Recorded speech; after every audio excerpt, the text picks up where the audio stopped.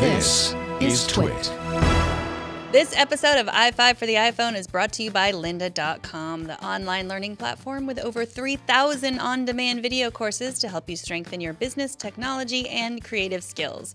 For a free 10-day trial, visit lynda.com/iFive. That's lynda.com/iFive.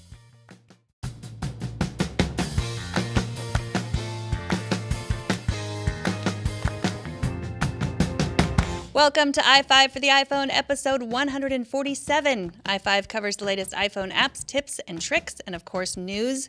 I am Megan Morrone. Let's get to the good stuff. Number one, last week at Apple's much ballyhooed Worldwide Developers Conference, the company put on a veritable fireworks show of announcements. Since none of this stuff is available right now, and this is mostly a help and how-to show, I'll just do a quick review. iOS 9 will be available as a public beta in July, and the rest of us will get our hands on it in the fall. One of the most interesting features of iOS 9 is the smarter, faster Siri. She'll be able to make proactive suggestions based on information she already knows about you, and Apple says she'll be able to deliver results more quickly. Siri will also be able to give you suggestions based on your location, so you can be reminded about work things at work and home things at home. Swift 2.0 was also announced. Swift is Apple's programming language used for developing apps. Apple has said from the beginning that Swift is a language in development, but last week they announced that they tidied it up a bit and made it open source. And finally, the biggest iPhone-related announcement, or at least the announcement that Apple would have you believe is the biggest, came with the release of Apple Music. That is their music streaming app based on the Beats streaming service that Apple bought last year. Apple Music will come at the end of this month with the update to iOS 8.4, along with a $9.99 streaming service. Apple Music will also come with Beats One, their 24-hour radio station curated by 3 famous DJs that I'm sure people much cooler than me have heard of. I'll be signing up for the free 3-month trial, and you should too. Let's check it out together and decide if it's better than Spotify.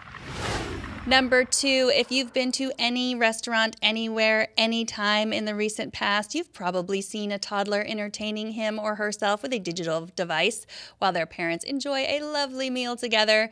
Now, even though my toddlers came of age back in the olden days before iPhones, I do not judge. I do judge, however, if the kid is playing an ad-riddled, pixelated, in-app purchase nightmare kind of app. There is no excuse for that at all. At WWDC this week, Apple announced their Design Awards, and that's how I learned that one of my favorite app creators, Patrick Smith from Vector Park, has a new app. It's designed for pre-readers, but really could be enjoyed by anyone of any age. It's called Metamorphabet, and it lets kids play with letters and words and sounds. Like the other games I've played by Patrick Smith, there aren't any instructions. The letters turn into objects that start with that letter, and kids get to play with the objects on the touchscreen. The closest comparison I can make is a PBS show that my kids used to watch called Word World. That was also back in the olden days before they had iPads. But this is so much better. In a world where kids think Siri has all the answers, games like Metamorphabet remind kids that maybe there isn't just one right way to do things. So let's take a look. If this looks to be too elementary for your kids, I also recommend Windowsill, another app by Vector Park. This is the game that one of the creators of Monument Valley credits as part of his inspiration. All of Patrick Smith's games are great on the iPhone, so you can occupy your child in a pinch, but they are even better on the iPad. And as a side note, Patrick Smith has been creating games just like this since long before there were iPads. I recommend his Flash games too. Metamorphabet is $3.99 in the App Store. Number 3, get ready for watchOS 2. That's what Apple is calling the operating system that runs on our watches. The watchOS SDK was released to developers last week, making it possible to create apps that are native to the watch and don't have to run on your phone. For those of us endlessly frustrated by the lag time in Bluetooth communication between our watches and our phones, this will be a godsend. watchOS will also allow for long-form audio playback, which is of special interest to you and me. Because, well, I don't know much about you, I do know that you like listening to podcasts. And right now you can sort of control some podcast apps with your watch, but the podcasts themselves are playing from your phone. So you'll never be able to play podcasts from the speaker in your watch, or at least not anytime soon. You wouldn't really want to. But as TechCrunch points out, soon you'll be able to connect your watch with your Bluetooth speakers or headphones and run podcasts straight from your phone, which would be great for exercising, entertainment without needing your phone with with you. You will also be able to run the workout app and listen to podcasts at the same time. TechCrunch also points out that the new watchOS will be able to record audio with 3 different audio quality choices, so who knows, maybe sometime I'll be recording this with my Apple Watch. At the very least, I'll be able to go full Dick Tracy and record other people's conversations in order to solve crimes. This episode is brought to you by lynda.com, the leading online learning company that helps anyone learn business, software, technology, and creative skills to achieve personal and professional goals.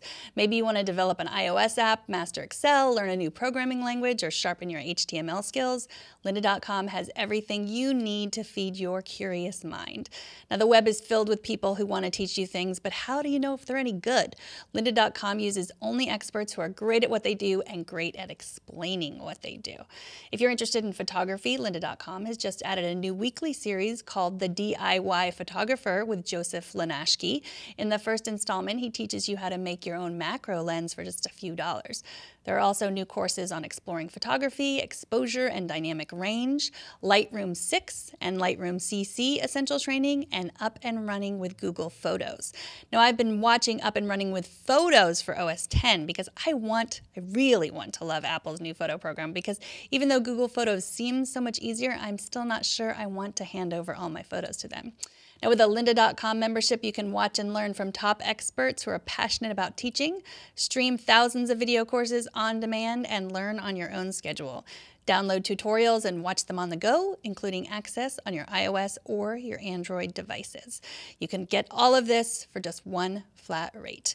So whether you're looking to become an expert, you're passionate about a hobby, or you just want to learn something new, visit lynda.com/iFive and sign up for your free 10-day trial. That's lynda.com/iFive, and we thank them for their support. And of course, when you support Twit sponsors, you're supporting Twit. So thank you.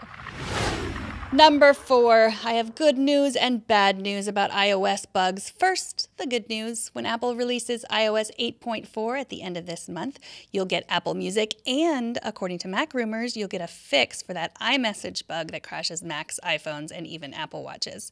Here's how that bug works. If someone sends you a specific string of Unicode characters, your app will quit, and sometimes your device will crash. Apple has published workarounds that include turning off notifications on your lock screen and asking Siri to read your messages for you, but those who've installed the beta of iOS 8.4 claim that the permanent fix is on its way. Here is the bad news. We iOS users are learning what Windows users have known for decades, and that is that bugs are a lot like weeds. One gets fixed and another one pops up in its place. Security researcher Jan Susek writes that a bug in the iOS Mail app could allow a hacker to load remote HTML content, replacing the content of the original email message in order to create sophisticated and familiar-looking pop-ups that ask for passwords and login data and other personal and financial information. So be careful where you enter your personal information. Your Apple device does not make you immune to the bad guys. And number 5 is a few follow-ups from last week. In my security episode, I showed off an app called Knock that lets you unlock your Mac or your iPhone just by knocking on it or pressing something on your watch. On Twitter, Steve K pointed out that I forgot to mention that Knock requires a newer Mac with Bluetooth LE. Now, this is true. You could also get a Bluetooth 4.0 dongle, and that will work too. The truth is that this app still needs a little bit of work, especially on the Apple Watch. Once the wow factor wore off for me, I found that many times it was just easier to enter my password. Another one of my tips last week was to disable Siri on the lock screen to prevent a bad guy from learning your address. Thanks to Dana from Laurel, Maryland, for pointing out that a good guy could use this feature to return your iPhone if you lost it, and they found it. Great point, Dana. I talked about this back in episode 131, but I forgot all about it.